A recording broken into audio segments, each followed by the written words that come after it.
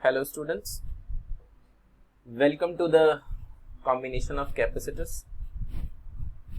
In the last live online class, we have studied the parallel plate capacitor. After that, the combination of capacitor is there, so we are going to start combination of capacitor. So there are two combinations of capacitors, one is series and another is parallel. So let's proceed with the series combination of capacitors.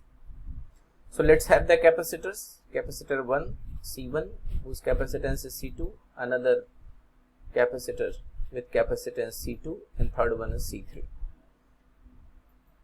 Apply a potential difference V across them and you can see they are combined in series. Series parallel combination we have already learned to recognize in class 10th, right? So they are combined in series side by side like this. So let's see, in series combination the charge will remain same on each capacitor because a single path is there to the flow of charge, so everywhere charge will remain same. Potential difference is distributed in inverse proportion of capacitance because V is equal to Q by C. So V is inversely proportional to C, so therefore potential will be distributed, and because they have different potential and their potential will be since they have different potentials, so their potential will be distributed according to the inverse proportionality, right? Suppose they have charges Q, Q, Q because same charges, so everywhere charge is Q.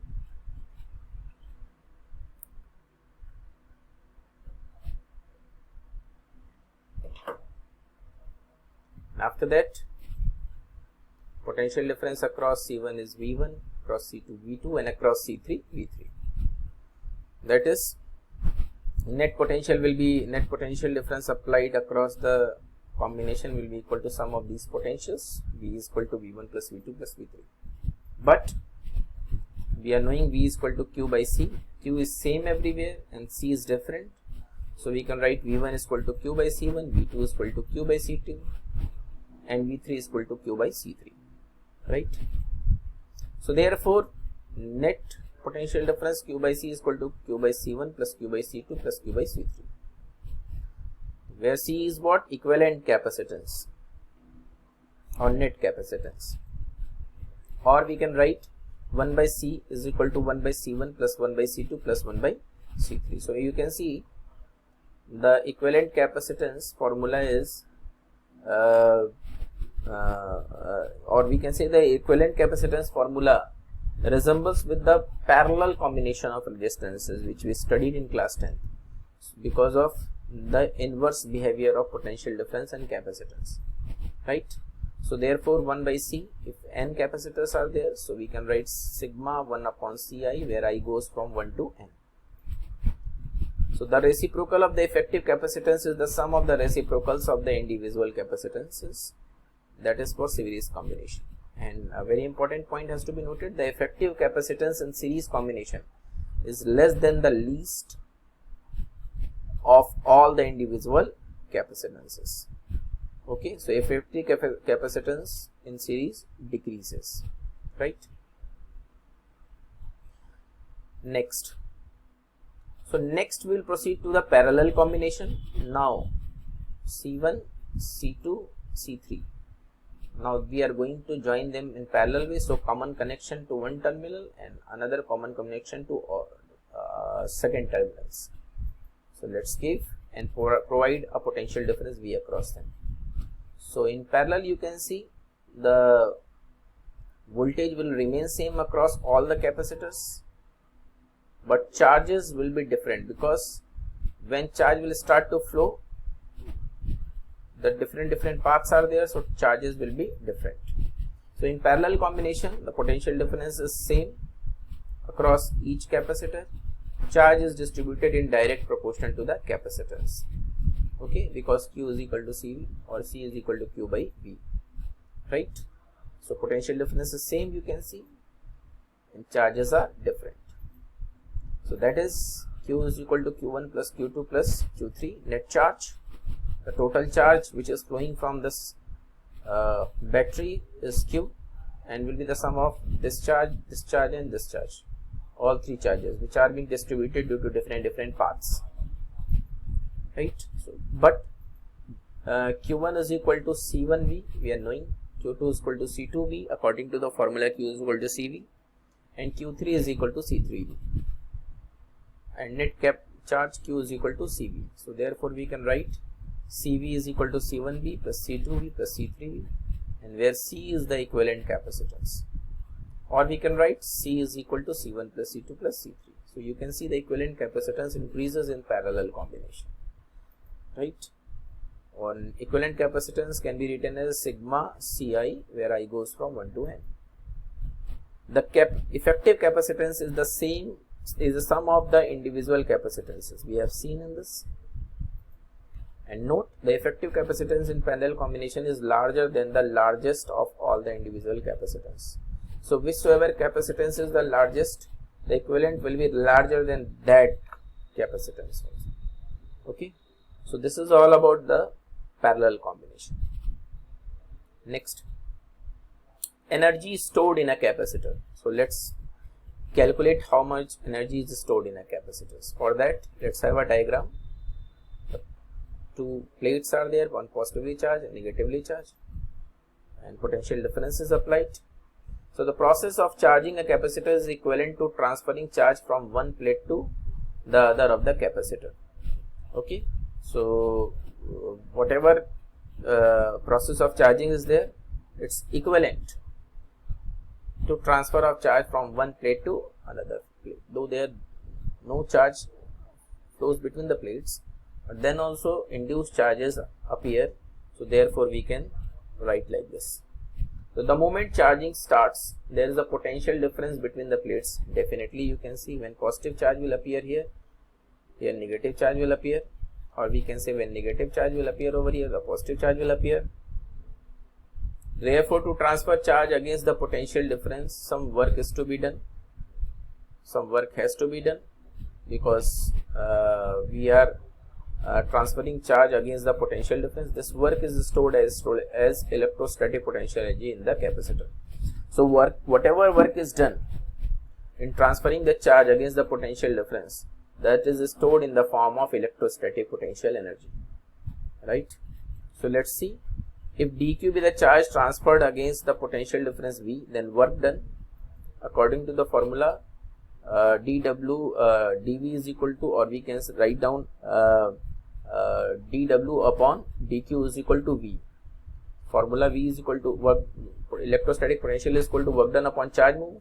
According to this formula, for a small amount of transfer of charge dq, small work will be done dW, and that can be written as dW is equal to V dq, right?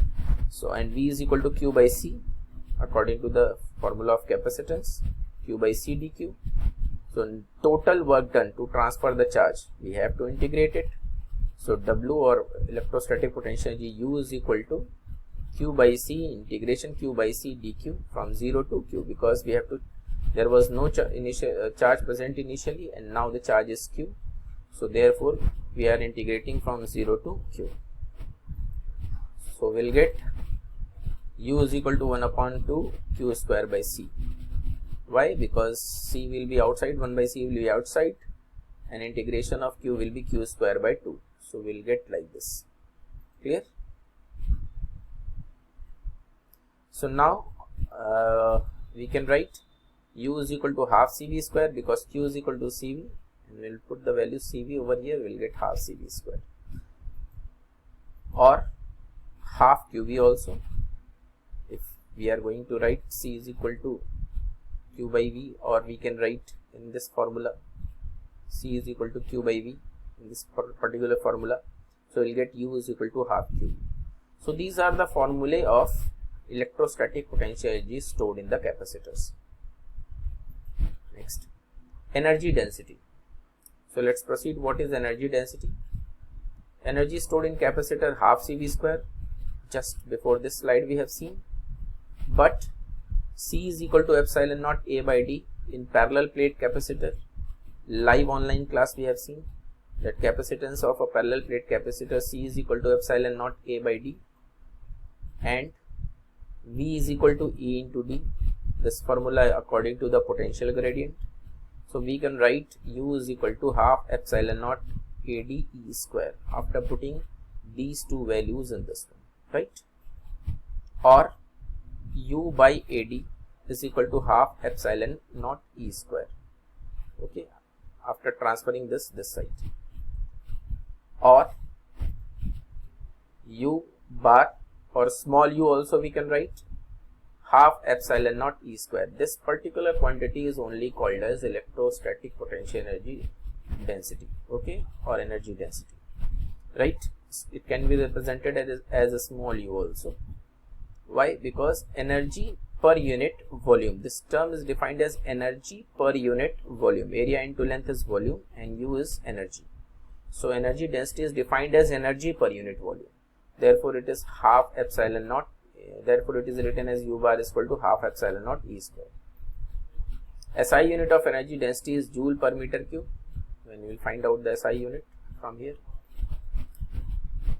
Energy density is generalized as energy per unit volume of the field. Just now I have told. Energy is stored in series combination of capacitors. So according to this formula, how much energy is stored in series combination? This is the equivalent capacitance in series combination. So therefore, half, according to the formula, half U is equal to half Q square by C. We can write half Q square, and at the place of 1 by C we can write 1 by C1 plus 1 by C2 plus 1 by C3 dash dash dash 1 by Cn, right, for series combination. So net energy will be equal to the algebraic sum of individual energies. So the total energy stored in the system is the sum of energy stored in the individual capacitors, right? So now in parallel combination also we can see equivalent capacitance is this. Formula is half CV square. Therefore half V square, and at the place of C we can write like this: C1 plus C2 plus C3 plus dash dash dash Cn. So net energy will be the sum of individual energy again. So loss of energy on sharing of charges between the capacitors in parallel. If capacitors are in parallel, so how much loss of energy is there? We are going to proceed with that. So if we consider two capacitors of capacitance C1 C2 and charges Q1 Q2 and potentials V1 V2, so total charge after sharing and equal to total charge before sharing. Why? Because of the conservation of charge. Before and after charge will remain same. So therefore we can write C1 plus C2 into V is equal to C1 V1 plus C2 V2. Okay, initial total charge initially is equal to total charge finally. So therefore V is equal to C1 V1 plus C2 V2 upon C1 plus C2. Okay, so this is the electrostatic potential after sharing, right? After this we'll continue the same topic, or we can say the same heading in the next video lecture. Till that time, whatever is studied in this video lecture, please revise it and then come to the next video lecture. So we'll meet again in the next video lecture. Till that time, keep on studying. Thank you so much for paying attention.